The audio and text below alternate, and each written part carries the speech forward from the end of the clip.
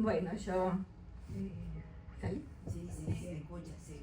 Sí. Bueno, primero, buenas tardes a todos. Un placer de que estén acá. Yo precisamente había hecho otra cosa. Acá me están pidiendo prácticamente el prólogo, pero vamos a ir primero por lo que puse últimamente. Y que es así. Quiero agradecer profundamente al escritor Julio Enrique Molina por darme el honor de prologar y presentar su libro Universos Infinitos. La lectura de este extenso e interesante poemario me obligó a hacerme dos cuestionamientos fundamentales. A partir del autor y de sus dichos, he intentado habitar la hondura de lo humano sin negar sus zonas de sombra, el tiempo, la muerte, el conocimiento, la esperanza, el propósito, la técnica, la vida, el hombre, no como conocimientos abstractos, sino como columnas de experiencias, y desde allí vemos su filosofía. En su poema El Ser, que comienza diciendo: es un murmullo tan hondo como el abismo que se esconde detrás de la mirada, como la sombra que se alza sin cuerpo ni nombre, como la flor que brota sin saber de su muerte. Y continúa más adelante diciendo: es el reflejo del agua que busca su origen y al encontrarlo se disuelve. Y termina con: es la flor que no florece y ya es aire, el paso que no se da, la huella que no queda, el olvido que regresa y nos define en su perpetua ausencia. Ustedes verán la profundidad de lo que él escribe, y eso que he tomado de esa poesía, nada más que 3 partes que me parecieron importantes. Bueno, palabras dichas de este modo nos llevan a preguntarnos qué es la poesía filosófica. Entonces vemos que es el punto donde el rigor del pensamiento se encuentra con la libertad de la metáfora. Es decir, que la filosofía busca explicar el mundo y la poesía filosófica intenta habitar el misterio. Por lo tanto, no es simplemente poner rimas a una teoría, es usar el lenguaje poético para llegar a lugares donde la lógica pura se queda sin palabras. Entonces vemos que un filósofo define la nada, un poeta filosófico la muestra. Y muestra la imagen, por ejemplo, de una rosa que se marchita en un segundo en lugar de un tratado sobre la brevedad de la vida. Nuestro escritor hace una mirada a quienes las han practicado, como Heráclito, que escribía con aforismos tan oscuros como bellos sobre el cambio eterno. Aristóteles, con su enseñanza a observar la naturaleza y entender que la verdad se encuentra estudiando el mundo que nos rodea.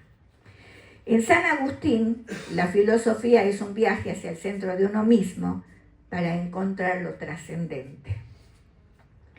Y en este entorno nos encontramos con un poema dedicado a Almafuerte, don Pedro B. Palacios, y entonces pasamos de San Agustín, que buscaba la luz interior, y Aristóteles el equilibrio, a un Almafuerte que busca la fuerza en la caída. Su filosofía muy argentina, ligada al barro, al esfuerzo y a la rebeldía ante el destino. Así, llegando a la perspectiva filosófica, la sugerencia es que todo lo que puede suceder, sucede. Se elimina el concepto azar o suerte, porque en una red indefinida de realidades, todas las posibilidades están garantizadas. En una idea libertadora, nada es error. Y en una aterradora, muestra nuestra individualidad insignificante. Resumiendo, la respuesta sería: la poesía filosófica es una nota musical en una sinfonía que no tiene principio ni fin, donde la realidad es mucho más vasta y extraña de lo que nuestros sentidos pueden percibir. Entonces, la segunda pregunta que me surgió es el título de este poemario: Universos infinitos. Me lleva a un concepto fascinante y abrumador, ya que no me sugiere una sola cosa, sino una serie de posibilidades que desafían la lógica cotidiana. Por lo que leer este poemario nos lleva a un multiuniverso, a la interpretación de muchos mundos, al eterno entorno y a la repetición o perspectiva filosófica del plenismo y a la geometría y su expansión.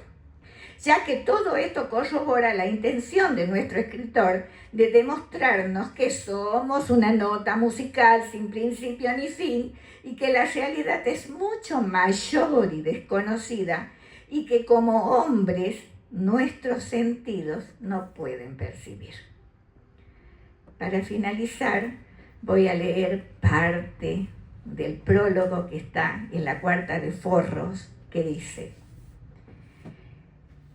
quien abra este libro debe saber que no encontrará solo versos, sino una cartografía del ser, una invitación a reconocerse con ese polvo que arde, como una chispa consciente en medio de la vasta y maravillosa oscuridad del tiempo. Puedo agregar que el libro es un bosque de espejos frágiles que se deshacen en cenizas y resplandecen con la luz que se curva en el horizonte.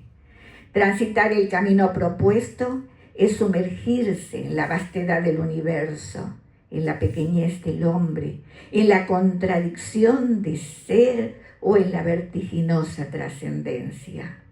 Es contemplar la fragilidad del cristal frente a la firmeza de la raíz, ver la danza del fuego frente al profundo silencio del cielo, ver al hombre volverse niño, habitando la eternidad que cabe en el hueco de su mano. Quedará el pensamiento inmerso en la vastedad del alma, en el temblor de una estrella, cuando la memoria imperfecta descubra la luz en la pregunta y la duda en la respuesta.